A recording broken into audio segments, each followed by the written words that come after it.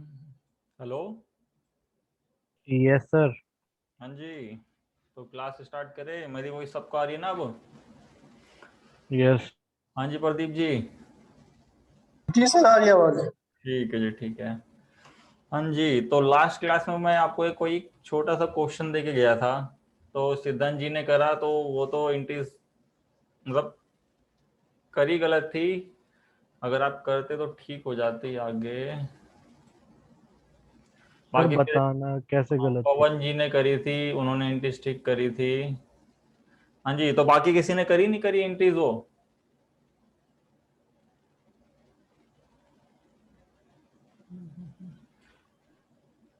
हाँ जी प्रदीप जी, वंश, Prakash ji, last video देखी आपने, और श्वेता, आप लोगों ने करी इंटीज जो मैंने कहा था। अगर इन केस अभी हम क्या कर रहे थे, लास्ट क्लास में हमने टीडीएस का पूरा इंट्रोडक्शन पढ़ा था।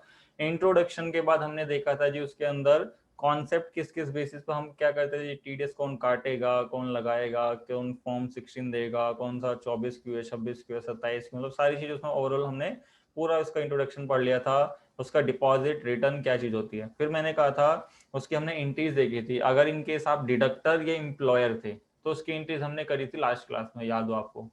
फिर उसके बाद मैंने क्या कहा था, एक सिद्धांत जी का क्वेश्चन आया था या वंश का क्वेश्चन था।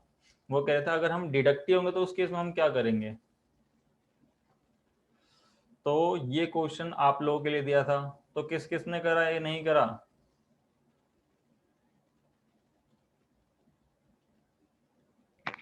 सर नहीं करा, नहीं करा? प्रीवियस टॉपिक्स कर रही थी मैं। अच्छा। हाँ जी, तो बाकी प्रदीप जी आपने करा या नहीं करा? नहीं सर। नहीं क्यों, मतलब एक छोटा सा टॉपिक दिया था यार, मतलब दो एंट्रीज थी उसमें। मैंने बता भी दी थी कि इसमें 3 एंट्रीज हो रही थी, उसमें 2 एंट्रीज हो गई। हाँ जी वंश। सर देखो, पहली एंट्री तो नहीं पता, सेकंड पता है। अच्छा, सेकंड तो पता है, बैंक से पेमेंट आपको रिसीव हो जानी है। आप सर नहीं देखो पता ना। था तभी तो पूछा है। अच्छा, तभी अभी बताते हैं, अभी बताते हैं। ऐसी बात क्या है कि देखो, सबसे पहली चीज कि एक बार थोड़ा सा बोर्ड ले लेते हैं दोबारा से, थोड़ा सा समझाने के लिए कि कल जो हमने इंट्रीज करी थी और जो अगर डिडक्टी होगी, तो वैसे आगे दोनों केस हम करेंगे कि इन केस ऑफ डिडक्टर वो तो हम अभी ऑलरेडी करते हुए चलेंगे, बट आगे जाके इन केस डिडक्टी कि आपका डिडक्ट हो रहा है तो आप क्या करोगे। तो सबसे पहली चीज बता दूं, अगर आप डिडक्टी हो, अगर आप इंडिविजुअल हो और या पर्सन हो, तब तो आपको कोई बुक ऑफ अकाउंट मेंटेन करने की जरूरत नहीं है। बट आपकी क्या है जी, कोई बिजनेस एंटिटी जैसे प्रोप्राइटरशिप है या पार्टनरशिप फर्म है, उस केस में आप इसको रिकॉर्ड करोगे प्रॉपरली, क्योंकि आप बुक मेंटेन करोगे उस टाइम। ठीक है। अब देखो जी, एंट्रीज की बात हुई तो हम मैनुअली सबसे पहले कर लेते हैं कि मैंने कहा था अगर हम डिडक्टर या एम्प्लॉयर थे तो हम क्या एंट्री कर रहे थे सबसे पहले टीडीएस डिडक्ट करने की। कि जैसे मैंने कहा रेंट पे हमने दिया जी, तो मैंने कहा रेंट मैंने कितना, मान लो 60,000 हम पे कर रहे हैं। तो आपको पता है 60,000 मैंने पर मंथ का बताया था। तो मान लो पर मंथ का 60,000 था, तो उस बेसिस पे आप क्या करोगे, इसको 12 से मल्टीप्लाई करोगे तो कितना हो जाएगा ये। 7,20,000। हाँ जी, 7,20,000। और इसकी जो लिमिट थी आपकी, अगर आपको याद हो, क्या थी इसकी एग्जम्पशन लिमिट? 2 लाख। दो 2 लाख लाख से चालीस हजार 40,000। 40,000। है ना? तो आपने कहा चलो ये तो क्रॉस कर रहा है। अब मान लो आप बोलते हो कि जी मैं अगर 4 महीने रहूं तो 2 लाख नहीं जाएगा। अगर आप 4 महीने रहोगे तो मतलब सॉरी 2 महीने मान लो, एक ये करो कि आपने कहा कि आप 2 महीने रहते हो तो 1,20,000 जाएगा। तो आपको ये चीज नहीं देखनी, आपको क्या करना है, अगर आप रेंट पे जा रहे हो और उसकी एग्जम्पशन लिमिट थी 240 की, ठीक है, जो इसको गवर्नमेंट ने दे रखा है, आप इसको 12 से करते हो तो आपको पता रहता है जी हाँ ये 7,20,000 जाएगा। बट मैंने कहा आप 2 महीने ही रहोगे उधर, क्योंकि ये कंडीशन जरूर आती है आपकी, तो उस केस में आप थोड़ा सा कंफ्यूज हो जाते हो। जैसे मैंने कहा कि आप खाली 2 मंथ ही आप रेंट पे रहोगे उधर, और रेंट कितना है 60,000, तो कितना हो जाएगा, 2 से मल्टीप्लाई करो तो 1,20,000। 20,000। तब आप टीडीएस काटोगे नहीं काटोगे? No no sir, sir. नहीं काटेंगे। नहीं काटेंगे। देखो किसने बोला जी, एक तो श्वेता ने और एक काटेंगे सर। प्रदीप जी कह रहे सर- काटेंगे। अब देखो दो में से हाँ ना तो जरूर होना ही होना है। नहीं सर, काटेंगे। 224 वैसे सर, इसमें 224 काटेंगे जी। अब सर पता है 2,40,000 को 5 से डिवाइड कर देंगे सर। हाँ हाँ बिल्कुल, आपको पता है क्या करना है, हमेशा क्रॉस चेक खुद करना है, क्योंकि आप बोलो यहाँ तो 1,20 है और यहाँ 2,40 है, तो आपने कहा नहीं काटेंगे जो लिमिट क्रॉस नहीं होगी। बट ये क्या है, ये तो था पर मंथ का और ये है पर एनएम का। तो आपको क्या करना है, इसको 12 से डिवाइड करके देख लो पर मंथ कितने का बनेगा, तो 20,000। अगर इतना रेंट जा रहा है तो आप मत काटो जी, क्योंकि लाइबल नहीं होगे उस समय। और अगर आपका 60,000 है, चाहे आप 2 महीने क्यों ना रहो, आपको इसका 10% टीडीएस तो काटना ही काटना है जी। ठीक है, समझ गया अब? मतलब Yes, सर sir. सिर्फ वो 2 मंथ के लिए दे रहा है ना रेंट, फिर वो कुछ भी दे रहा हूँ खाली 2 कर मंथ के देगा। लिए, बस आपको क्या कंसीडर करना, जो उसकी एग्जम्पशन है, अगर आप मंथ वाइज है तो उसको 12 से डिवाइड करके देख लो वो अमाउंट कितना आ रहा है। अच्छा ये चीज ठीक। आपको देखनी है। पता है क्या, अगर आप ये चीज नहीं देखते और आपको पता चला, अब आपका सी आया, अब उसने देखा अरे इतना बड़ा एक्सपेंस है, या मान लो कोई प्रोफेशनल आपने हायर कर रखा, उसने देखा, वो क्या बोलेगा, भाई इस पे टीडीएस कटना था, आपने काटा क्यों नहीं? फिर आप बोलोगे अच्छा, फिर बोलेगा अगर आप ये नहीं करोगे, इनकेस कभी नोटिस आया तो मेरे को मत बोलना। फिर आप बोलोगे चलो मैं काट लेता हूँ, बोलेगा काट तो लिया, फिर इस पे पेनल्टी भी जमा कराओगे आप ही, आपको ही लेट रिटर्न फाइल करने के लिए फिर लेट फीस भी देनी है, सब चीज आप ही दोगे, सामने वाला डिडक्टिव को कोई लेने देना नहीं है। और आगे जाके मान लो डिडक्टिव को क्या कर रहे हो आप, 4 महीने बाद बोलो भाई जो मैंने आपको पेमेंट दी है उस पर भाई 10% टीडीएस कटेगा, वो क्या आपको 10% वापसी लौटा देगा? No, sir. नो ये सर। बताओ। No sir. तो ये चीज आपको अपने हैंड से देखते हुए चलना है कि आप अपने सेफ मोड पे चलो, वरना क्या होगा, आगे सारी चीज आपको भरनी पड़ जाएगी ये। ठीक है, इसलिए टॉपिक मैं कल ही बताने वाला था, बट कल कंफ्यूजन हो जाती, इसलिए मैंने आज इसको आज रखा जी सबसे पहले, क्योंकि इंपॉर्टेंट चीज है। क्योंकि आप लोगों को कभी कंफ्यूजन हो सकती है कि जैसे मान लो आप 2 महीने सर्विस ले रहे हो, 1 महीने ले रहे हो, या कभी एक बार क्यों ना लो, आपको ये देखना है कि अगर आप 12 महीने तक लोगे तो क्रॉस करेगी नहीं करेगी लिमिट, तो चाहे उस पर काट लो जी आप उसका टीडीएस जी। अब मैं देखो एक केस बताता हूँ जो मेरे फ्रेंड के साथ हुआ था, जैसे उसको अभी बाद में रखते हैं। मेरा एक दोस्त था, स्टार्टिंग में जब वो गया तो 10,000 की सैलरी पे, मतलब वो डिजाइनर था, ठीक है, तो उसको उस कंपनी ने हायर करा, उसको क्या बोला आप हमारे एम्प्लॉय हो, ठीक है, बट उसको जब उसको सैलरी देते थे तो उसको क्या करते थे, प्रोफेशनल कंसिडर करके उसका 10% जो आपका 10,000 दे रहे हैं उसमें से 9,000 ही उसको देते थे और बोलते थे 1,000 आपका टीडीएस कट गया जी। अब देखो उन्होंने क्या करा, उसको एज ए एम्प्लॉय नहीं माना, उसको मान लिया क्या जी आपका एज अ प्रोफेशनल सर्विस, क्योंकि एक मान लो वो डिजाइनर है, मतलब किस चीज का, जो आपके फोटो एडिटिंग करता है उस टाइप का डिजाइनर था वो। तो उसने ये करा, उसको जब ये पता चली उसने मेरे को फोन किया, तब मेरे को पता चला जी अच्छा वो तो आपको एम्प्लॉय नहीं मान रहा, एज अ प्रोफेशनल मान रहा। प्रोफेशनल में देखो क्या लिमिट थी, अगर मैं आपको दिखाऊं तो, या आपको याद है प्रोफेशनल की लिमिट? तो 30,000। 30,000. 30,000। अब वो क्या 30,000. कह रहा था, महीने का उसको 10,000 दे रहा है, तो भी उसने देखो काट लिया ना उसने। हाँ जी, Yes, sir.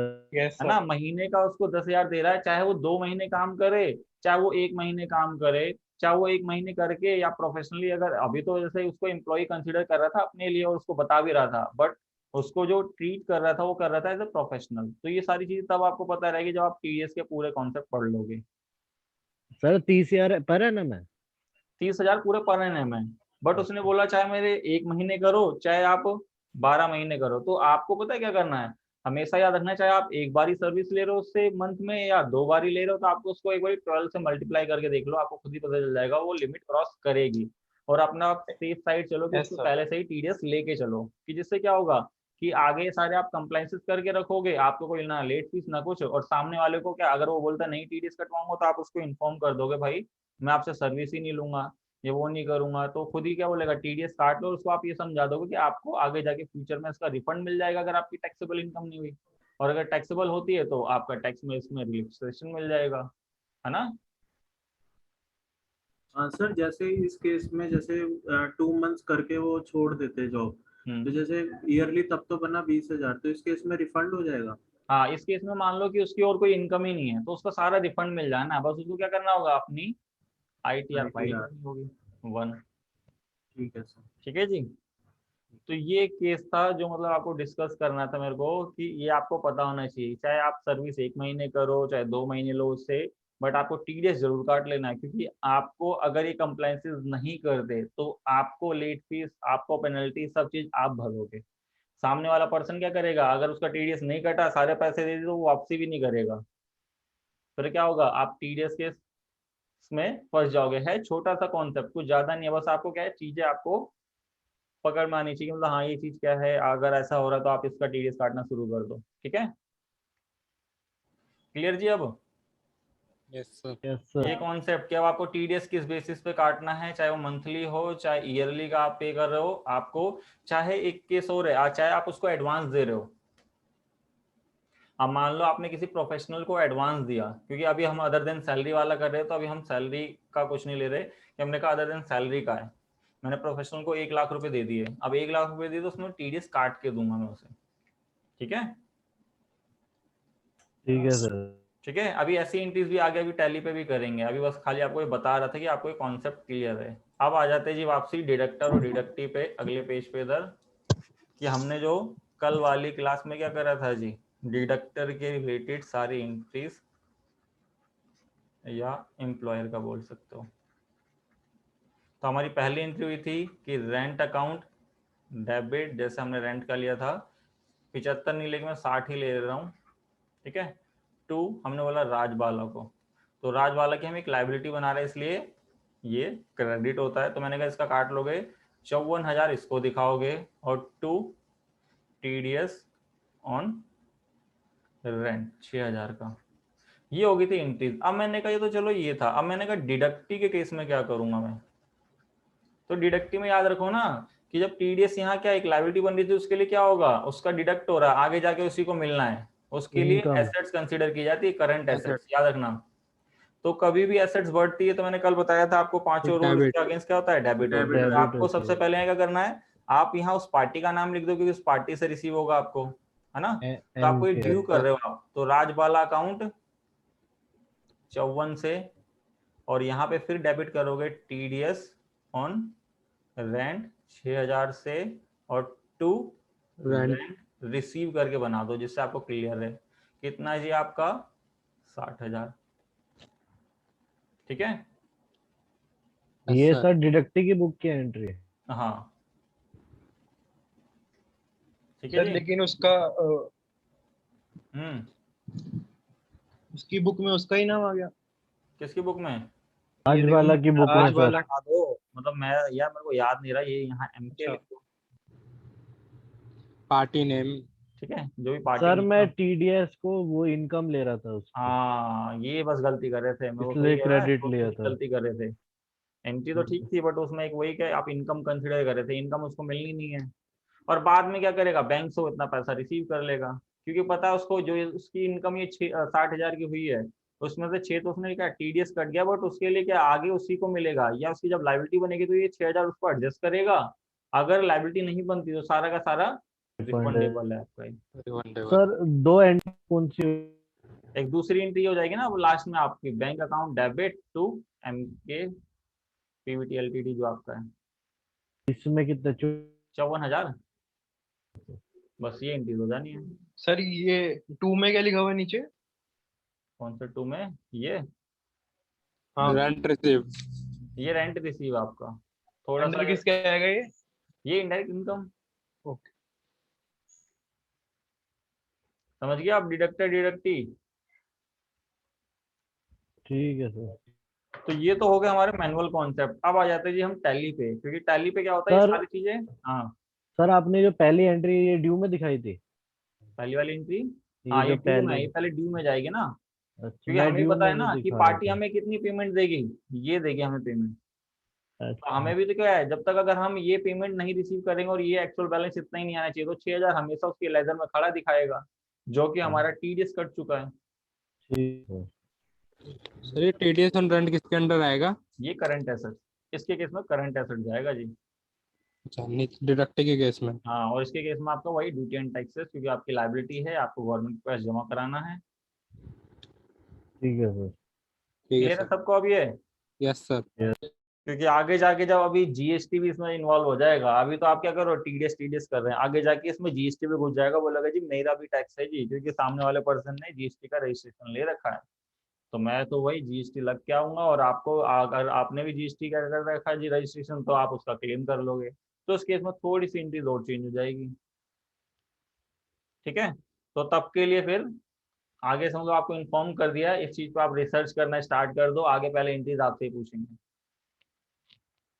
क्लियर जी। अब आ जाता है टैली, क्योंकि अब टैली पे जो हमें इंक्रीज करनी है, कैसे रिकॉर्ड करेंगे, क्या रिपोर्ट्स दिखाएगा हमें, सबसे पहले बेसिक बेसिक जो हमारी एंट्रीज है उसके ऊपर। तो हम चलते हैं जी जल्दी से टैली पे। तो मैंने देखो एक शीट ले रखी है, कुछ ज़्यादा नहीं लिया है, 2 महीने का डाटा ले रखा है आपका। अगर ये चीज़ कर रही है तो मैं इसको एक बार क्लोज कर दे रहा हूँ। ये क्या आप देखो, रेंट और 2 प्रोफेशनल फीस, इन दोनों का हमने एक्सपेंस कंसीडर किया है। और इसको क्या करना है जी, हम अभी डिडक्टर है, डिडक्टिव पे मत चले जाना, क्योंकि आज अभी डिडक्टिव का क्वेश्चन बताया तो आप सोचो डिडक्टिव का अकॉर्डिंग करना नहीं। हम क्या है जी यहाँ पे, तो मैं हम बता देते हम क्या है। तो हम है जी यहाँ पे जो हमारा पीडीएफ की फाइल है ये, हम है जी आज बिजनेस मेंटोर। ठीक है, बिजनेस मेंटोर। तो हम क्या करते हैं, हम एक तो रेंट पे करते हैं अपना, और एक प्रोफेशनल फीस, जैसे सीए था हमारा, उसको भी हम प्रोफेशनली उसको हम ट्रीट करते हैं, उसको हम पैसे पे करते हैं, तो उसके अगेंस्ट हम उसको जब पे कर रहे हैं तो हम उतना उसका टीडीएस काटते हैं। ठीक है, तो हमने बोला जी इसकी एंट्रीज हमें सबसे पहले टैली में चढ़ानी है, बाकी भी और जो चीज़ें होगी वो आगे जाके देखते रहेंगे कि टीडीएस प्लस जीएसटी या जीएसटी प्लस टीडीएस, जो भी कॉन्सेप्ट आप बोलो वो भी देख लेंगे। बट सबसे पहले टीडीएस जो सिंपल एंट्रीज होती है वो कैसे रिकॉर्ड, उसका सेटअप हमें क्या करना है टैली के अंदर। तो हम चलते हैं जल्दी से टैली पे। तो ये दिखा रहा है जी एजुकेशन, आपके पास भी आता होगा, अगर आपके पास लाइसेंस तो रीएक्टिवेट लाइसेंस कर देना, या वरना आपके पास एजुकेशन होगा, क्योंकि ना अभी हमारे सर्वर में थोड़ा सा आज 1-2 दिन से दिक्कत हो रही है, तो सर्वर ऑटोमेटिक बंद हो रहा है।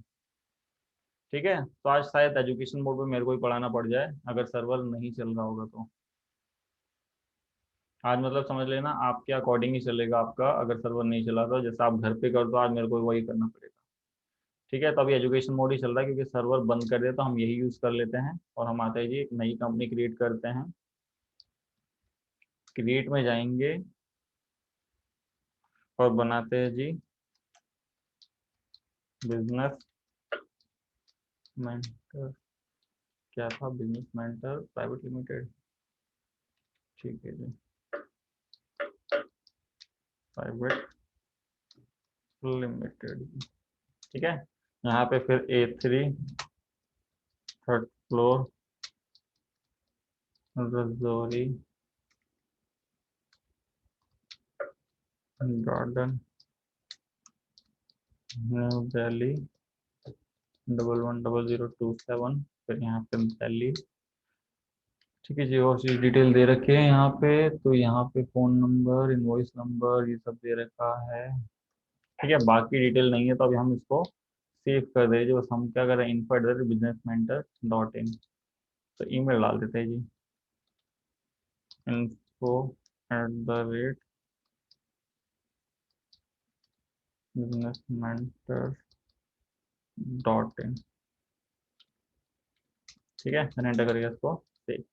सेव करने के बाद आपसे जीएसटी पूछेगा, तो जीएसटी को मैं यस लेके चल रहा हूँ, बट सेटअप नहीं बता रहा हूँ अभी, मतलब डिटेल नहीं डाल रहा हूँ, वो बाद में हम डाल देंगे जी। अगर आप कहते हो तो जीएसटी नंबर देखो इनका दे रखा होगा यहाँ पे, वैसे नहीं दे रखा, इन्होंने जीएसटी से हटा दिया, कोई बात नहीं।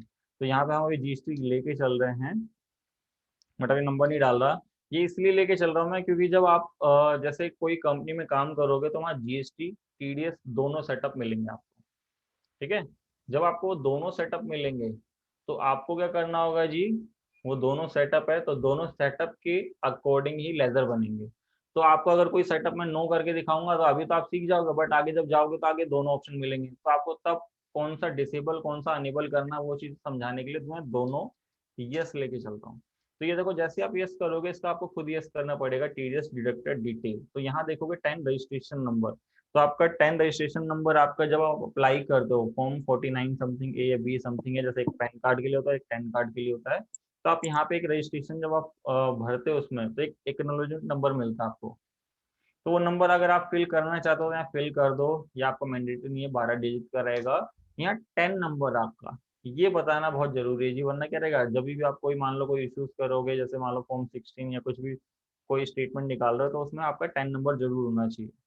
तो आपका 10 नहीं आएगा, तो आपको यहाँ बताना है। तो 10 नंबर देखो मैंने शीट में ले रखा है इनका, जो ये रहा। तो यहाँ से कॉपी, ये भी 10 डिजिट का रहेगा जी आपका, कंट्रोल वी से पेस्ट, इसमें स्पेस आ रखा है तो इसको हटा देंगे।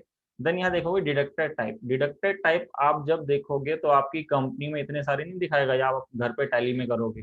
ये कैसे शो हो रहा है, मैंने F12 से ये ऑप्शन यस कर रखा है कि शो ऑल डिडक्टेड टाइप, की जैसे आपका कंपनी है, फर्म है, या आपकी प्रोप्राइटरशिप, पार्टनरशिप जो भी आपकी है, उसके अगेंस्ट आपके सारे ऑप्शन आने चाहिए। वरना अगर मैं इसको नो कर दूं तो देखो आपको क्या दिखाएगा यहाँ पे, खाली company and individual.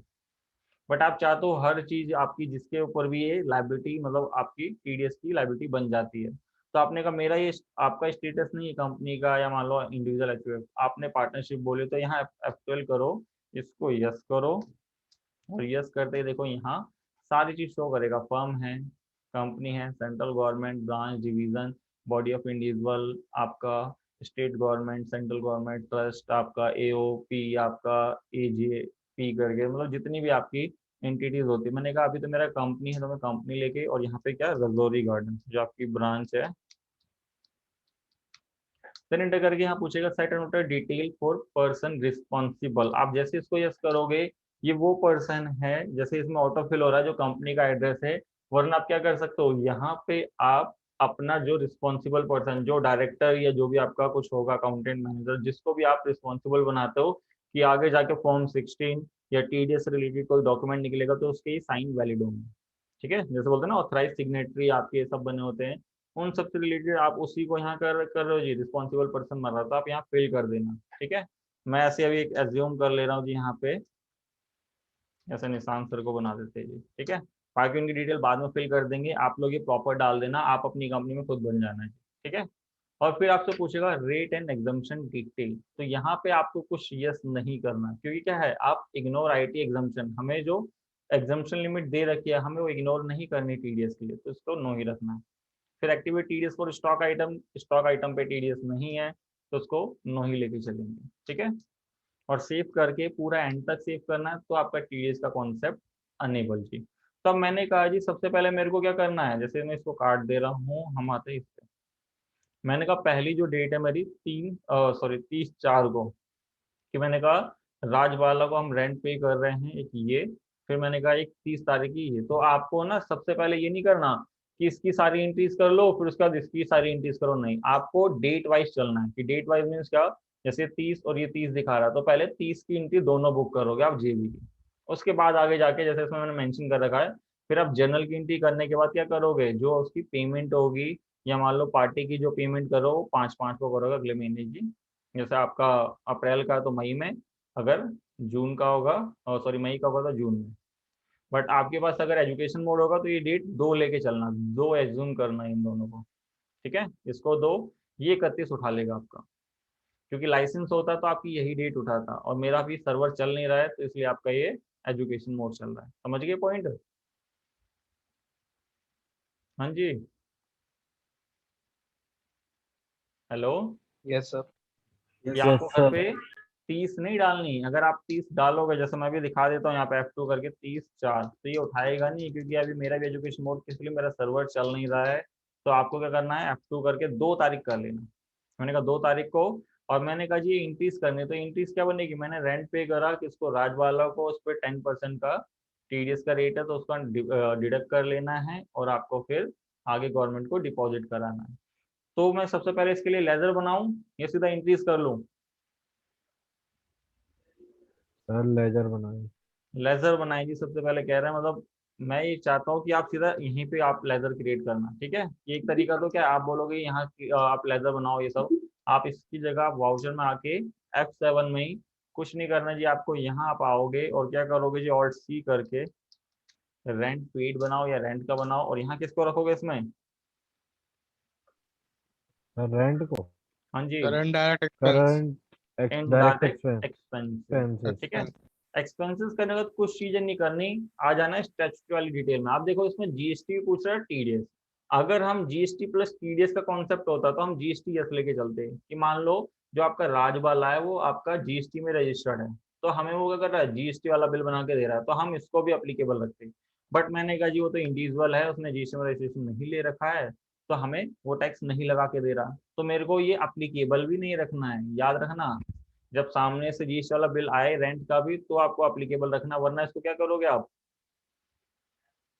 Not applicable. हाँ जी, नॉट नॉट अप्लीकेबल, अप्लीकेबल। वरना क्या होगा, ये इंक्रीज आपको जीएसटी की क्या होगी जी, उसमें मिसमैच शो करने लगेगा। तो मेरे को कोई मिसमैच नहीं चाहिए किसी टाइप का, इसलिए मैं इसको नॉट अप्लीकेबल रख रहा हूँ। फिर पूछेगा टीडीएस अप्लीकेबल, तो ये जरूर यस करना है, क्योंकि हमने कहा इस पर टीडीएस की लायबिलिटी बन रही है हमारी, तो हमें इसका डिडक्ट करना है, तो हमें ये बताना है जी। तो यहाँ पे आप क्या करोगे, तो यहाँ पे आप सेलेक्ट करोगे अप्लीकेबल।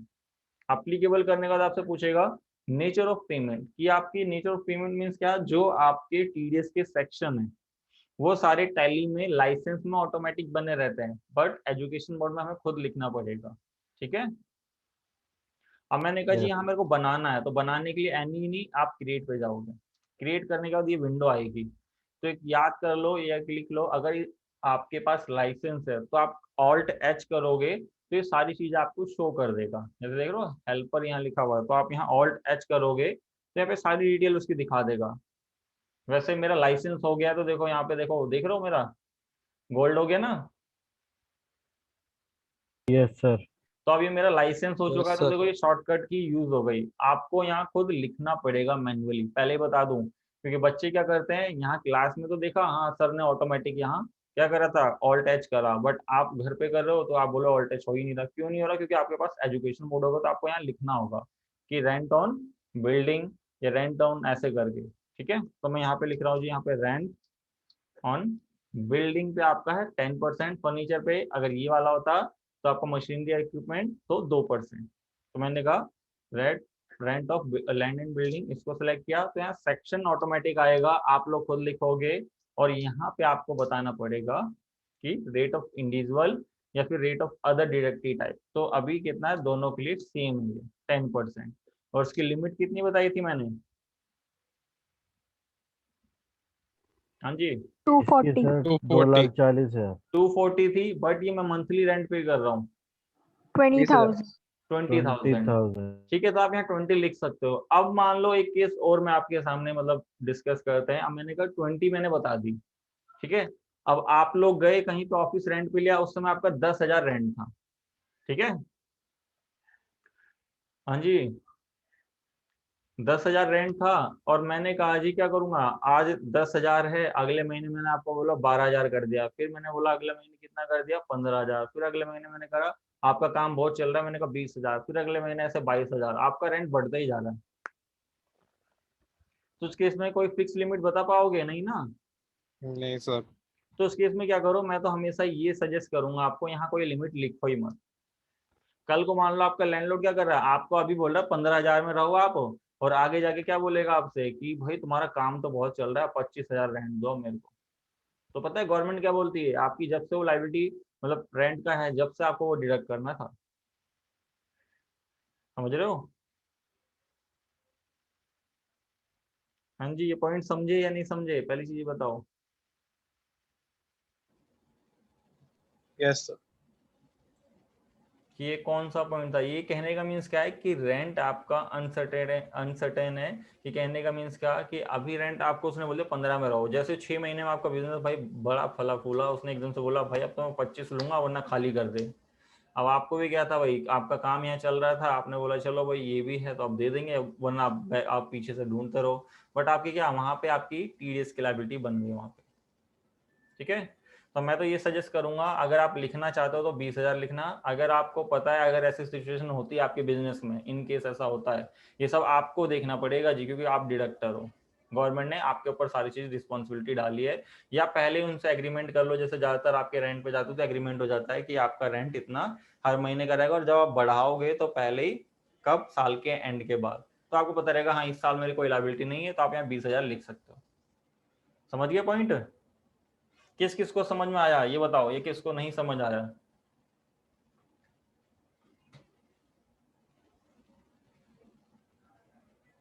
हाँ ना तो बताओ भाई।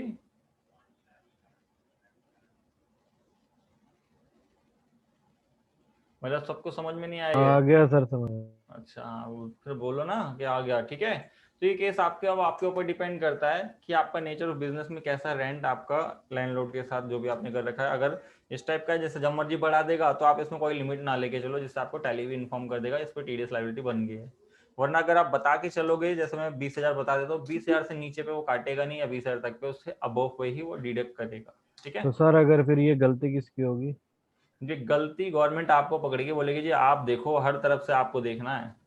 अच्छा, गवर्नमेंट ने क्या नहीं करा जी, काटा तब भी हम देखें? गवर्नमेंट ने क्या बोला, एक तो एम्प्लॉय और उसका उसका तो टीडीएस काटना है हमें, तो हम तो उसका पैसा चाहते हैं, और किसको रिस्पॉन्सिबल कर दिया, जो उनसे हमें। सर्विस ले रहा होगा। अच्छा ठीक है सर। ठीक है, फिर दूसरा वाला भी जीएसटी पूछेगा आपसे, तो इसको भी नॉट अप्लीकेबल, क्योंकि जीएसटी से कोई लेने देना नहीं है, तो इसमें नॉट अप्लीकेबल ही लेके चलेंगे, और देन एंटर करके इसको सेव करके मैंने कहा कितने का रेंट था। सर पैन नंबर भी नहीं डालना? अभी तो रेंट का है ना, रेंट का कहाँ से 10 नंबर डालोगे, नहीं सॉरी नहीं, 10 नंबर अच्छा हाँ हाँ ठीक है पर्सन का डालोगे ना। फिर देन एंटर करके यहाँ पे क्रेडिट में जब आप आओगे तो यहाँ ऑल्ट सी करके बनाओगे क्या, यहाँ पे राजबाला सबसे पहले, टीडीएस का मत बनाने लगना, क्योंकि राजबाला में टीडीएस ऑटोमेटिक काटेगा आपका टैली। कहीं आप सोचो टीडीएस का पहले बना दूं राजबाला का बाद में, तो फिर आपको वो मैनुअली लिखना पड़ेगा, क्योंकि बच्चे ऐसी कंफ्यूजन करते हैं। जैसे मैं तो पढ़ा रहा हूँ क्या, rent account debit to Rajbala फिर टीडीएस, तो मेरा ऑटोमेटिक फिल होगा, अभी देख लेना। बच्चे क्या करते हैं घर पे जाके कि रेंट बनाया, उसके बाद फिर बना दिया टीडीएस ऑन रेंट, और फिर मैनुअली लिख रहे, बोले सर आपका ऑटोमेटिक आ रहा था, मेरा मैनुअल आ रहा है। वो इसी रीजन से आता है। ठीक है, राजबाला इसको हम रखेंगे करंट लायबिलिटी में। ठीक है, और देन एंटर करके ये वाला ऑप्शन, इसको लिखते हुए चलो, जो जो मैं आपको बता रहा हूँ स्टैट्यूटरी डिटेल, आप इसको यस करोगे तो आपसे यहाँ पूछेगा treat as a TDS expense, तो आपको इसको यस करोगे तो आपको देखो ये बोलेगा कि रेंट के लिए, बट आपको ये नहीं करना है, आपको इसको नो ही रखना है। आपको करना है ये, क्योंकि जब आप रिटर्न फाइल करोगे तो आपको बताना पड़ता है कि कौन सा पर्सन था जिसके आपने टीडीएस इतना काटा है, इंडिविजुअल था, कंपनी था, क्योंकि उसके अगेंस्ट ही उसको फिर आगे जाके जब वो अपनी आईटीआर फाइल करेगा तभी उसको क्लेम मिलता है। तो आपको ये चीज नोटिस करना बहुत जरूरी है। मैंने कहा अभी वो पर्सन है खाली, तो मैं यहाँ इंडिविजुअल सेलेक्ट करूंगा। ये एचयूएफ होगा तो फिर मैंने कहा कोई कंपनी होगी, तो यहाँ पे देखो आपको दिखाएगा कि कंपनी आपकी इंडिया या रेजिडेंस। सर ये हमें एजुकेशन मोड में दिखाएगा? ये हाँ, ये सारा चीज दिखाएगा, बस आपको वही सेक्शन नहीं आएगा जो आपको बनाना होता है कैटेगरी का। ठीक है सर। हाँ जी वंश जी, क्रेडिटर नहीं ले सकते। क्रेडिटर्स देखो एक केस है आपका, क्योंकि टैक्स में ना आगे जाके जब आप ये पढ़ोगे जैसे सीए सीएमए इन सब में, तो क्रेडिटर हम उसको कंसिडर करते हैं जो आपको बिल रेज करेगा। ठीक है, जो बिल रेज नहीं करता है और आप उसको ऐसा एक्सपेंस पे करते हो, उसको हम करंट लायबिलिटी ही लेंगे। ठीक है जी वंश। ठीक। Okay sir. तो मैंने कहा यहाँ पे इंडिविजुअल है, तो यहाँ एचयूएफ या रेजिडेंट। अगर कंपनी होता तो हमें बताना था कंपनी इंडिया की है, नॉन रेजिडेंस है। अगर आपका कोई कॉर्पोरेट बॉडी होती तो वो, वरना कोई सोसाइटी, तो ये मैंने कहा भी वो इंडिविजुअल है, या कोई लोकल अथॉरिटी या कोई पार्टनरशिप फर्म है जो आपको ये रेंट का मतलब ऐसा प्रोवाइड करवा रही है, तो वो आप यहाँ पे सिलेक्ट करोगे। बट मैंने कहा अभी कौन है, इंडिविजुअल। फिर आप पूछेगा deduct TDS in same voucher, इसको जरूर यस रखना है। ठीक है, इसको जैसे आप इंटर करोगे तो इसमें एक चीज आपसे यहाँ पूछनी थी, आपसे देखो यहाँ पे यस करा और आप एंटर करके आए, तो एक चीज नहीं पूछ रहा, चलो कोई नहीं, उसको अभी आगे देखते हैं, वो आपको बता दूंगा अगर इनके टीडीएस नहीं कटता तो। वरना नहीं, अगर आपका डिडक्ट कर देगा तो इसमें कोई एक्स्ट्रा फंक्शन अनेबल करने की कोई जरूरत नहीं है। ठीक है, अब यहाँ तो पर डालेंगे सर पैन नंबर? हाँ यहाँ आप जरूर डालेंगे, यहाँ जैसे एड्रेस वैड्रेस आप फिल कर दोगे, मैं अभी नहीं कर रहा, मैंने कहा अभी सबसे पहले हम जा रहे हैं यहाँ पे पैन नंबर। तो पैन नंबर आप देखो यहाँ G1 है, तो यहाँ के कंट्रोल V, इसमें स्पेस है तो मैं इसको हटा दे रहा हूँ, देन इंटर करके इसको रजिस्टर्ड नहीं, क्योंकि जीएसटी में होता तो हमें जीएसटी वाला बिल देता, मैंने कहा अनरजिस्टर्ड है जी, और इसको सर हाँ जी। इसका जो पैन नंबर है आपने अपने उससे लिखा है कि नहीं मतलब है नहीं, ही? ये आपका पैन इसका परमानेंट है जी आपका। तो ये पी जो होता है इसका मतलब क्या होता है? अच्छा, प्रोप्राइटरशिप फर्म? ये आपका प्रोप्राइटरशिप फर्म नहीं, अब ये दिखाते हैं जी आपको। देखो इसका पहले टीडीएस कट गया, पहले ये चीज देखो, हाँ सर कट गया। कट गया ना ऑटोमेटिक, क्योंकि ये ऑटोमेटिक ही डिडक्ट करेगा। आप देखो इसकी जो क्वेरी थी सिद्धन जी की, ये क्या है, पी मतलब पर्सन, टी मतलब ट्रस्ट, सी मतलब कंपनी, एफ मतलब फर्म। ठीक है, और वो जो प्रोप्राइटरशिप वाला होता है वो? प्रोप्राइटरशिप में भी आपका क्या आएगा, वैसे पी ही आता है उसमें भी। पी आता है ना सर, तभी कंफ्यूजन हो रही है। हाँ ठीक है, तो ये चीज कोई बात नहीं है, आप पी ही रहेगा आपका उस केस में। तो यहाँ पे आपको बस देख लेना कि फोर्थ कैरेक्टर आपको स्टेटस बताएगा आपका। ठीक है सर। ठीक है, सेव करने का जैसे आप इंटर करोगे तो यहाँ पे जैसे इंटर करोगे तो यहाँ क्या बनाओगे आप, ऑल्ट सी करके TDS on TDS Rent. Rent, then enter करके इसको किसमें Current रखोगे? liability. Duty and taxes, Duty and current taxes. Duty and taxes. Taxes, फिर यहाँ TDS और यहाँ पे rent of land and building, then enter करके इसको सेव। ये एंट्रीज हो गई। नरेशन आप लिख सकते हो बीइंग ऐसे ड्यू करके समथिंग, तो अब मेरी डेट सारी चल रही है तो मैं F2 करके इसको 30/4 कर दे रहा हूँ, क्योंकि हर महीने के एंड में ही आप ये ड्यू करके दिखाते हो। और सेव कंप्लीट यहाँ तक, या कोई doubt? No sir. Complete sir. अब यहाँ पे दोबारा कौन सी एंट्री करूंगा मैं, क्योंकि आपको डेट वाइज ही करना है, तो 30 और आप प्रोफेशनल वाली करोगे सर? हाँ जी, तो हम यहाँ आएंगे, क्या करेंगे जी, ऑल्ट सी करके बनाएंगे प्रोफेशनल फी। किस में रखोगे इसे? सर प्रोफेशनल भी इसको हम्म, current liability, indirect indirect Indirect expenses. GST मान लो वो भी GST में रजिस्टर्ड नहीं है तो उन्होंने भी सिंपल सा बिल बनाया तो नॉट अप्लीकेबल, इसको हम जरूर करेंगे अप्लीकेबल। तो अब यहाँ देखो एक तो बना हुआ है, आपको ये नहीं सिलेक्ट करना, आपके प्रोफेशनल्स के लिए अलग कैटेगरी होती है नेचर ऑफ पेमेंट, कौन सी होती है? 194J, है ना? Yes sir. तो आपको ये दोबारा बनाना है, आप यहाँ खुद लिखोगे, एजुकेशन मोड पे आपको ये लिखना पड़ेगा ऐसे प्रोफेशनल फी करके। बट मेरे पास लाइसेंस है तो मैं क्या करूंगा, कौन सी शॉर्टकट बताई थी लाइसेंस के लिए? Alt H. हाँ जी, ऑल्ट एच करोगे और यहाँ लिखो फी ऑफ प्रोफेशनल सर्विस, ऑटोमेटिक ले लेगा यहाँ पे बस आपको 10%। अगर आप यहाँ बताना चाहते हो तो कितना था, 2500 रुपये बनेगी इसकी। ठीक है, तो मंथली बेसिस पे 2500 रुपये, देन इंटर करके आप इधर आओगे, GST नॉट अप्लीकेबल और सेफ। यहाँ आपने बताया कितना है जी आपका, 45,000। फिर क्रेडिट में ऑल्ट सी करके जो आपका यहाँ पे दे रखा है तो कॉपी पेस्ट कर लो, देन इंटर करके यहाँ पे किस में रखोगे इसको, करंट लायबिलिटी। ठीक है, अगर ये बिल रेस करके दे रहे हैं तो आप क्या करोगे, इसको आपका संडे क्रेडिटर्स कर सकते हो। फिर मैंने इसको यस करा, और यहाँ के TDS नहीं, आपको यहाँ बताना है कि इनकी भी क्या है, अपनी प्रोप्राइटरशिप है, तो आपका इंडिविजुअल ही जाना है। ठीक है, अगर कोई इनकी पार्टनरशिप होती और जैसे पार्टनरशिप फॉर्म होगी इनकी तो वहाँ मेंशन होगा, बट अभी इंडिविजुअल है तो यहाँ पे किसी का मैसेज है,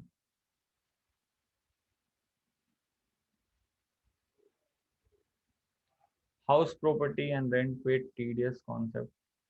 देखो हाउस प्रॉपर्टी सारी चीज वही है, अगर आप रेंट पे रह रहे हो तो आपको TDS काटना पड़ेगा जी राहुल जी। हाउस प्रॉपर्टी में क्या होता है ना कि एक देखो एक केस ये होता है कि आपकी इतनी सारी प्रॉपर्टीज है, तो आपका जैसे मान लो कि मान लो कि आपने चार, मतलब आपका यही काम है कि रेंट पे आप घर देते हो, तो उस केस में क्या होगा, वो आपकी इनकम कंसिडर होगी और आपका TDS कटा होगा। ठीक है, और इन केस आप कोई ऑफिस रहने जा रहे हो तो आपको, आप रेंट दे रहे हो तो आपको TDS काटना जरूरी है। ठीक है, हाउस प्रॉपर्टी वाले में क्या होता है कि आपकी इनकम कंसिडर की जाती है। पर सर हम तभी काटेंगे जब 20,000 पे रेंट ले रहे होंगे, हाँ कम ले रहे होंगे तो फिर नहीं काटेंगे। ठीक है राहुल जी, यस सर। कि आपका हाउस प्रॉपर्टी, एक तो देखो जब आप कैलकुलेट करते हो इनकम में, वो आपका इनकम टैक्स के अकॉर्डिंग, आपकी इनकम के अकॉर्डिंग कंसिडर की जाती है, तो उसमें आपका TDS कटा हुआ ऑलरेडी। अगर आप ऐसे कंपनीज हो तो आप उसका TDS काटने वाले बनोगे। ठीक है, ठीक है सर। तो यहाँ पे वही कि अभी ये इंडिविजुअल है तो इंडिविजुअल, वरना जो स्टेटस होगा आपको सामने वाला पर्सन बताएगा, या पहले उनसे बात कर लोगे, ये नहीं कि आप अपनी मर्जी से डाल दो। ठीक है, ओके सर। क्योंकि जब आप रिटर्न फाइल करोगे तो रिटर्न में सारी चीजें जाती है जी डिटेल। फिर एंटर करके यहाँ पे सारी डिटेल आप फिल कर देना, मैं पैन कार्ड बता दे रहा हूँ यहाँ पे।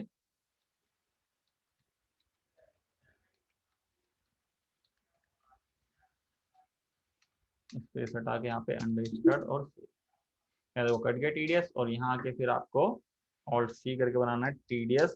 आप बोलोगे वाला क्यों नहीं रहे, वो आपका रेंट के लिए था, जिससे क्या रहेगा ना, आप अलग अलग सेक्शन के लिए अलग TDS का बनाओगे तो आपको बैलेंस शीट में भी प्रॉपर दिखाएगा कि TDS ऑन प्रोफेशनल फी किसमें जी, ड्यूटी एंड टैक्सेस, TDS, और यहाँ देखो फी ऑफ प्रोफेशनल सर्विस और सेव करने का, जिसको आप कंप्लीट सेव कर दो, अब दोनों ड्यू कर दी, उसके अगेंस्ट हम रिपोर्टिंग देख लेते हैं। जब इसकी कि हमने कहा सबसे पहले हम चलते जी कहाँ, बैलेंस शीट, वरना ऑल्ट G से जा सकते हो, बट पूरा वे में भी आपको आना चाहिए तो देखो ड्यूटी एंड टैक्सेस अलग से शो करेगा कि प्रोफेशनल फीस को इतनी लायबिलिटी आपकी बन रही है, इतना इतना आपको टैक्स जमा कराना है। कौन सी डेट में जमा कराओगे? अप्रैल का टीडीएस। सक्सीडिंग मंथ की 7 तारीख को sir। हाँ, 7 तारीख या 7 से पहले। ठीक है, तो यहाँ तो पता चल गया जी। फिर आपने बोला अब मेरे को जी वैसे रिपोर्ट देखनी है जैसे हम स्टैट्यू में जाके देखते प्रॉपर जो पूरा फॉर्मेट दिखाता है। तो आप जाओगे डिस्प्ले, स्टैट्यू रिपोर्ट, अब जीएसटी की जगह टीडीएस, और टीडीएस में 26 क्यों कर रहे हैं अभी हम, अदर देन सैलरी जो 26 क्यू वाला है। तो यहाँ आप आओगे, यहाँ देख लो आपको दिखा रहा है टोटल, यहाँ पे भी एक फॉर्मेट दिखा रहा है जैसे हम जीएसटी 1 2 3 भी देखते थे कि कितना आपका टीडीएस बना जी, डिडक्ट एक नॉर्मल रेट एंटर करोगे तो यहाँ शो करेगा किस किस का टीडीएस की क्या आपने टैक्सेबल आपकी जो मतलब इसकी जो वैल्यू थी वो, और कितना टीडीएस डिडक्ट करा, किस पीरियड का है, आपने जमा कराया नहीं कराया, यहाँ मेंशन आएगा। प्लस आप यहाँ देखोगे सॉरी यहीं पे, तो यहाँ आपको नीचे देखो अभी अनसर्टेन 0 है, और प्लस यहाँ पे क्या कर रहा है, यहाँ पे भी एक चीज आपको पढ़ना नहीं चाहिए, टोटल वाउचर 2, क्योंकि हमने 2 एंट्रीज करी ना अभी। फिर यहाँ पूछेगा इंक्लूड इन रिटर्न, दोनों की दोनों है क्योंकि दोनों ही टीडीएस वाली है। अगर नहीं होती तो वो क्या दिखाएगा, not relevant for in this return. अगर कोई गलती कर दी आपने, टीडीएस काटा और ऑटोमेटिक नहीं कटा, आपने वहां मैनुअली डाल दिया, तो सारा का सारा मिसमैच यहाँ खड़ा हो जाएगा। जैसे हमने जीएसटी में देखे था ना मिसमैच आपके बनते हैं, तो इस टाइप से यहाँ दिखाएगा अनसर्टेन ट्रांजेक्शन। ठीक है, और यहाँ पे दिखाएगा टीडीएस आपका आउटस्टैंडिंग, ठीक है, इतना आपने डिडक्ट करके आपके पास रखा हुआ है और आपको गवर्नमेंट के पास जमा कराना है। और ये आपका लेदर विदाउट पेन, जैसे मान लो कोई पार्टी है जिसका विदाउट पेन है और जिसका 20% कट रहा होगा। और यहाँ पे फिर आपका चलान रिकंसिलिएशन, जैसे अभी कोई नहीं है, ब्लैंक है, जैसे हम टीडीएस के पेमेंट कराएंगे तो हम टीडीएस की जो पेमेंट करा रहे हैं और आपकी कब आपकी यहाँ पे क्लियर हो रहा है तो वो चलान बनते हैं, तो उसको आप रिकंसाइल कर सकते हो कि जिससे ये पता रहेगा कि कौन सा चलान आपने पे करा दिया या कौन सा चलान अभी पे नहीं हुआ है। ठीक है, 27 क्यू आपका जब नॉन रेजिडेंस ऑफ इंडिया रहेगा, आपका एनआरआई आपका, तो और यहाँ पे रिटर्न बुक होती है, जैसा इनकेस आप टैली से रिटर्न फाइल करना चाहते हो तो यहाँ पे आप रिटर्न बुक में जाओगे तो उस टाइप का आपके यहाँ प्रॉपर बना के देगा। तो अभी हमें यहाँ से फाइल नहीं करनी तो हम आते बाहर और क्या करते हैं जी, सबसे पहले जाते हैं जी अब पेमेंट के लिए। पेमेंट से पहले मैं कर रहा हूँ एक कैपिटल इंट्रोड्यूस कर ले रहा हूँ उसमें, क्योंकि वरना आपका क्या होगा, इसके अंदर नेगेटिव फिगर जाएंगे आपकी कैश या बैंक के। तो मैं F6 में गया, कैपिटल इंट्रोड्यूस की एंट्री क्या होती है, कौन बताएगा? Sir capital to bank. Capital to bank. Capital sir bank to capital. Bank to capital. हाँ जी, कैपिटल टू बैंक नहीं, क्योंकि ये क्वेश्चन इंटरव्यू में भी पूछा जाता है, क्योंकि हर बच्चे ये एंट्रीज ज्यादातर गलत कर देता है। मैं ये नहीं कह रहा कॉमर्स बैकग्राउंड विदाउट कॉमर्स दोनों ही गलती कर देते हैं। कि देखा अभी मैंने आपसे पूछा तो आप क्या कह रहे हो, capital account debit to bank, इसमें ना पैसा आ नहीं रहा, जा रहा है। क्रेडिट वाला रूल रखेगा ना, डेबिट और हाँ, रिसीवर क्रेडिट तो का। आपको यहाँ क्या करना है, bank account debit to capital. तो यहाँ पे हम ऑल्ट सी करके बनाएंगे सबसे पहले कैपिटल। मैं अभी नाम नहीं है इसलिए नाम नहीं ले रहा किसी का, इसलिए कैपिटल लिख रहा हूँ अंडर कैपिटल के ग्रुप में। कुछ नहीं करना, जीएसटी इसको भी कुछ नहीं, अंडर अननोन करके सेव कर देना है। कितनी, तो मैंने कहा 5 लाख रुपए की कैपिटल इंट्रोड्यूस करवा रहा हूँ मैं, और यहाँ पे ऑल्ट सी करके SBI बैंक अंडर बैंक में। बाकी डिटेल फिल नहीं कर रहा, इसको भी हम सेव कर दे रहे हैं जल्दी से, जिससे हमारा बैंक नेगेटिव न रहे। हम F5 में जाएंगे। F5 में जैसे मान लो मैं पार्टीज को पेमेंट कर रहा हूँ, तो पार्टीज को आप बोलोगे कि अब मैं क्या कर रहा हूँ, 5 तारीख को मैं प्रियंका और क्या नाम है जी आपका राजबाला, दोनों को पे कर रहा हूँ। तो आप बोलते हो जी एक ही वाउचर में हम कर दे, तो एक ही वाउचर में करने का मीनिंग पता है क्या है? अब ये दोनों एक ही घर में तो रहते नहीं होंगे, ये बताओ। Yes sir. क्योंकि ना कुछ बच्चों का एक बहुत सी क्वेरी रहती है हर बैच में, मैंने सुना है कि हम सर इसको एक ही वाउचर में डाल देते हैं, दोनों को डेबिट करके टू बैंक दिखा देते हैं। बट इसका पता है क्या है, जब आप बैंक रिकंसिलिएशन करोगे तब आपके बैलेंस मैच नहीं होंगे। वहां पे एंट्री कितने से खड़ी होगी, उसका 40 और 54 दोनों का एग्रीगेट करके, क्या आपका समथिंग 94 समथिंग करके, मतलब 94 या 5 बनेगा आपका 1000। फिर आप बोलोगे यार बैंक से तो कितना कितना जा रहा है, 40 और 54 अलग अलग, बट यहाँ कितना दिखा रहा है एंट्रीज में, 94 या 95 समथिंग।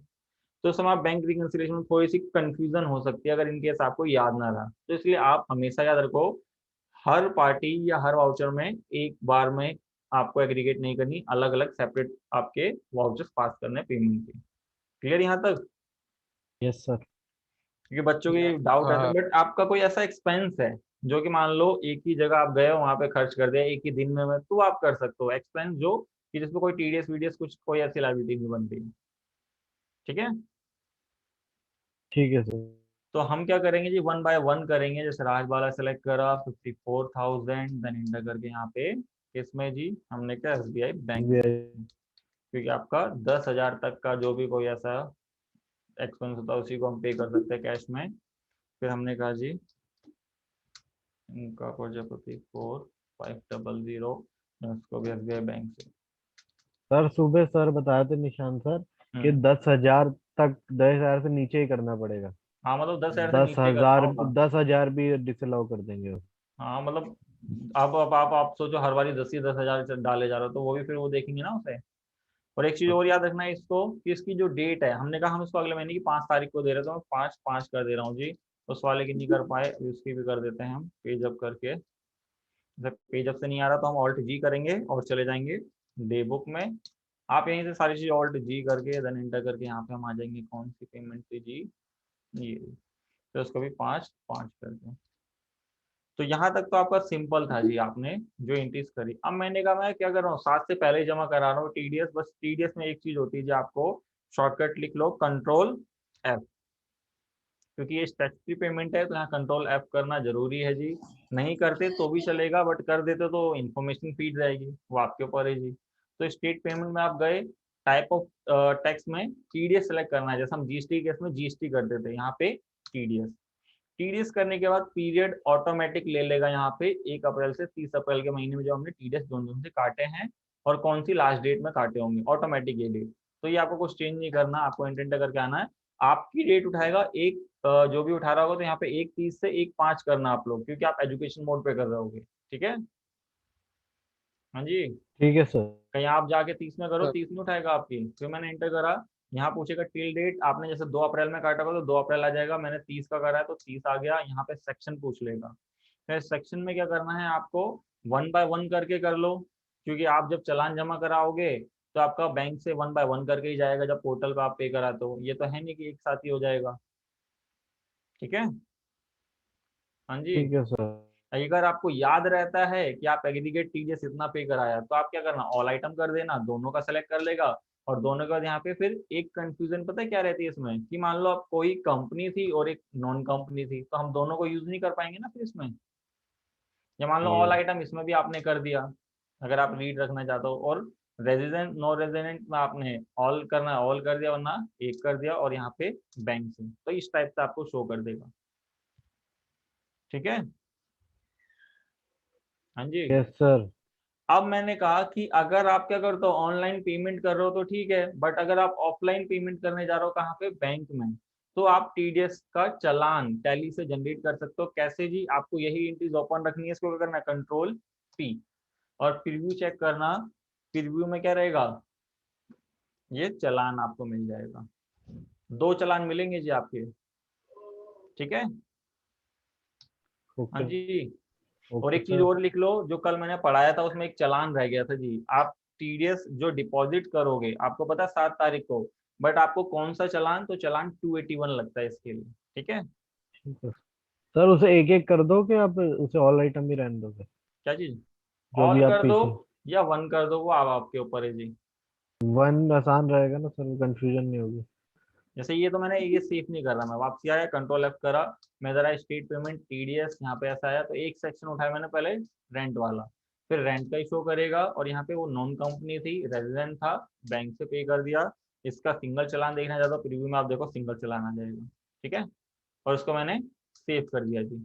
जैसे चेक नहीं लेना यहाँ पे, क्योंकि आपको पता है ई फंड ट्रांसफर जैसे ऑनलाइन कर दो। तो फिर आपने कहा जी यहाँ वापसी आए, फिर Ctrl+F करा, टीडीएस यहाँ आके 194J P of professional non accounting, यहाँ पे एसबीआई बैंक, और उसको भी सेव कर दिया।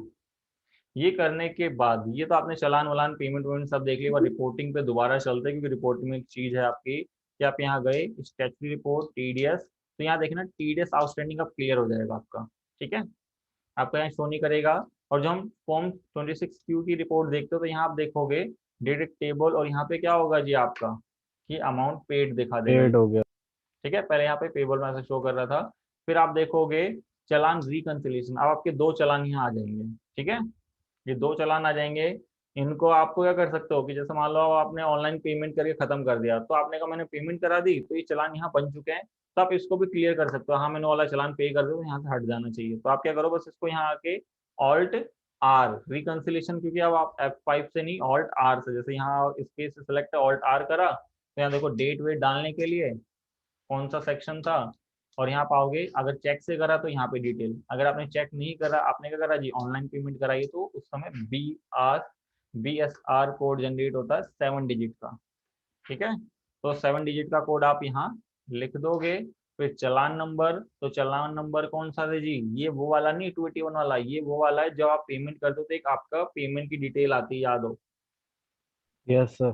तो उसमें ये मिलेगा आपको, तो आप वो मेंशन कर देना जो भी आपको नंबर मिला। फिर यहाँ पे किस डेट में करा था, तो मैंने 5/5 को, किस बैंक से, SBI ब्रांच अगर आपको मेंशन करना कर देना। फिर आप यहाँ आके फिर सेम एज इट इज यहाँ पे भी जो आपका नंबर मिला होगा वो 7 डिजिट का, फिर यहाँ पे चालान आपका नंबर जो आपको मिला होगा यहाँ पे 5 तारीख को, और देन इसका दिए सॉरी बैंक, और ये सेफ होते ही क्लियर हो गया। अब आपने कहा जी क्लियर हो गया, मेरे को चेक करना है उस मंथ मैंने कितने चालान जमा कराए, तो आप F8 कर देना, शो कर देगा। ठीक है। ठीक है, कुछ मैंने शॉर्टकट साथ के साथ बताए हैं, आप उनको देखना वीडियोस में, अगर आपने अभी लिखे नहीं है तो, और उनको लिख भी लेना, और जब आप खुद करोगे तो उनका यूज भी जरूर करना जी, ठीक है। तो ये था सबसे ठीक पहले है। जो TDS के कॉन्सेप्ट, उसकी एंट्रीज जो कि आपको करने सबसे पहले आनी चाहिए, उसके बाद फिर इसमें एडवांस चीजें देखेंगे जो नेक्स्ट क्लास में जी। सबसे पहले आपको इतना कंप्लीट कर लेना है। तो कोई किसी को इसमें डाउट या कोई प्रॉब्लम तो बताइए जी, या वरना फिर आज की क्लास खत्म कर दे जी।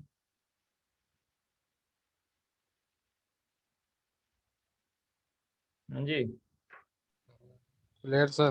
सर कल आप कह रहे थे कि उसका कहते हैं जब डिडक्टी का केस होगा, मतलब जिसका डिडक्ट हो रहा है, तो उसको TDS से कोई लेना देना नहीं है। उसको अभी कुछ लेना देना नहीं ना, जब उसकी वो अपनी बुक में लेना देना रखेगा ना। अपनी बुक में वो इनकम शो करेगा ना। हाँ अभी वो अभी आएंगे, वो टॉपिक पाएंगे नहीं सिद्धांत नहीं, जी, मैं ऐसा। जो क्वेश्चन कर लिया उसी की बात कर रहा था, पहला जो मेरा जो स्टार्टिंग में किया था। हम्म, हाँ तो उसमें वही है ना कि अपने दिखाएंगे ना उसकी जनरल में हम, हाँ उसकी हाँ इनकम हुई है। हाँ सर, बस वही पूछना था। हाँ, वो इनकम होगी, और प्लस आगे उसकी एंट्रीज भी अभी हम करेंगे इसके अंदर, टैली के अंदर। ठीक है सर। क्योंकि वो केस भी मान लो अब इन केस आपकी कंपनी है, वो ऐसी सर्विस प्रोवाइड कर रही है और उसमें TDS भी कट रहा है, तो आपको क्या है जी, उसमें फिर TDS कट रहा है तो आपको देखना आना चाहिए जी, और ठीक उसको है सर। रिकॉर्ड करना। ठीक है सर। ठीक है जी, तो और किसी को ठीक भी है। Doubt, no sir. फिर मिलते हैं जी आपकी नेक्स्ट क्लास में। इसका आगे का टॉपिक जो TDS में एडवांस चीज आएगी, जैसे नॉर्मल सर रेट। जीएसटी की बारे पूछ लूं? हाँ पूछे। सर जैसे फ्रेट के ऊपर तो हम जीएसटी चार्ज करते हैं, जैसे मान लो कि मैंने गुड्स मंगाया, उसमें फ्रेट चार्ज भी लगा हुआ है, हम्म, तो फ्रेट के ऊपर भी जीएसटी लगता है या नहीं लगता? देखो GST लगता है आपका ट्रांसपोर्टर, अगर वो ट्रांसपोर्टर है क्या है, मतलब आप कोई वैसे पर्सन ने बिल काट के लगाया है या आपके ट्रांसपोर्टर ने लगाया, ये नहीं नहीं, बताओ। किसी कंपनी ने। हाँ लगता है जी, बिल्कुल लगता है, जो रेट आपके प्रोडक्ट होंगे वही रेट चार्ज हो रहा था आपके फ्रेट पे भी। वो वाला केस भी मैंने कराया, एडिशनल कॉस्ट के एक बारी वो वीडियोस देखना। शायद आपकी जो टैली का ट्रेडिंग वाला पार्ट है ना, जी। उसी वाले कॉन्सेप्ट में दिखाया, एडिशनल कॉस्ट अगर आपकी लगती है बिल में तो उसमें किस टाइप से आप टैक्स डिफाइन करोगे, और उसमें किस टाइप से आप लेजर बनाओगे कि जिसमें आगे जब आप बिल रेज करो या रिकॉर्ड करो तो किसी टाइप का आपको इशू क्रिएट ना करे हो। ओके चलेगा, क्योंकि आपका असाइनमेंट नंबर 2 के अंदर ना वो जो है, आपने जीएसटी चार्ज नहीं कर रखा उसके ऊपर, फ्रेट के नंबर ऊपर, बिल पे मतलब। देख लेना एक बार, ये वरना मेरे को नोटिस का मतलब दिखा देना क्या चीज़ है, वरना मैं भी देख लूंगा, चलेगा, ठीक मेरे है को सर, भी कोई ऐसे इशू याद नहीं। नहीं है। बाकी वो वीडियोस देखना, उसमें क्लियर हो जाएगा आपका, अगर नहीं होता डन तो सर। फिर बताना मेरे को। ठीक है, डन सर, ठीक है। सर हाँ जी। सर मैंने एक्सपोर्ट वाला करा था, तो उसमें ना रिपोर्ट्स में दिख नहीं रहा GSTR 3B में कोई भी अमाउंट, अच्छा, नील आ तो रहा है। उसमें ना मिसमैच आ रहा होगा, या आपने डेट नहीं देखी होगी, डेट आपने देखो अप्रैल का देख लिया होगा और आपने चढ़ाया बिल है जुलाई ऐसे। ठीक है, ये चीज़ गलती कर रहे होगे, जैसे आप जब GST में आए होगे, डिस्प्ले स्टैट्यूटरी रिपोर्ट, जैसे मान लो आपने बिल चढ़ाया जुलाई में, GST की रिपोर्ट ना सबसे पहली जो खुलती है आपकी अप्रैल की ही खुलेगी, तो एक बार उसकी डेट देख लेना, या वरना यहाँ पे मिसमैच देखना। सर वो वाली एंट्री मैंने अप्रैल में की थी, और हाँ, मैं F2 से इसको अप्रैल में ही ला रही थी, पर हो नहीं रहा वो डेट बल्कि अप्रैल में ही करी थी, डेट मतलब नहीं अभी आ रही। कहाँ सेफ हो रखी है ये बताओ। एक मिनट सर, मैं आपको व्हाट्सअप कर दूंगी वो एरर। हाँ जो भी एरर आएगा मेरे को बता देना, हम्म। मैं चेक करता हूँ, अगर कुछ उसमें वैसा होगा तो वो बता देंगे वैसे ही वहीं पे, या वरना कल क्लास में डिस्कस कर लेंगे। आप मेरे को कंपनी का डाटा भेज देना, ठीक है सर। ठीक है। सर टैली की और असाइनमेंट मिल सकते हैं? टैली के असाइनमेंट देखो ज्यादातर तो अपलोड है, बाकी वरना मैं आपको भेज दूंगा, जिस जिस क्लासेस के आपको वहाँ से प्रोवाइड नहीं हो रहे मेरे को एक बार बता देना, ठीक है। नहीं नहीं, वहाँ पर तो आई थिंक 2 असाइनमेंट है ना, और भी है? नहीं नहीं, वहाँ सारे असाइनमेंट डले ज्यादातर क्लासेस के, बाकी कुछ असाइनमेंट अभी डलने में मतलब कुछ एरर क्रिएट हो जा रहा है वेबसाइट पे, ठीक है। ठीक है। तो एक बार वहाँ से देखो जो डाउनलोड हो जा रहे हैं, बाकी नहीं हो रहे तो उनके असाइनमेंट मेरे से बता देना, मैं आपके डलवा दूंगा। डन सर, ठीक है सर। ठीक सर वो साइट का वो वीडियोस का एक्सेस मैम को कह दो दे दे हमें। ठीक है, मैं बोल देता हूँ यार एक बारी, ठीक है। सर मेरे लिए भी बोल देना, कब से बोल चलो, रखा है मैंने। ठीक है जी, ठीक है, मैं सबके लिए बोल दूंगा वीडियोस भी नहीं देख पाते, फिर रिवीजन भी नहीं हो पाती है। ठीक है, मैं आज बोल देता हूँ मैं एक बार यहाँ। ओके, थैंक यू ठीक सर। है जी, फिर मिलते हैं जी नेक्स्ट क्लास में। ओके।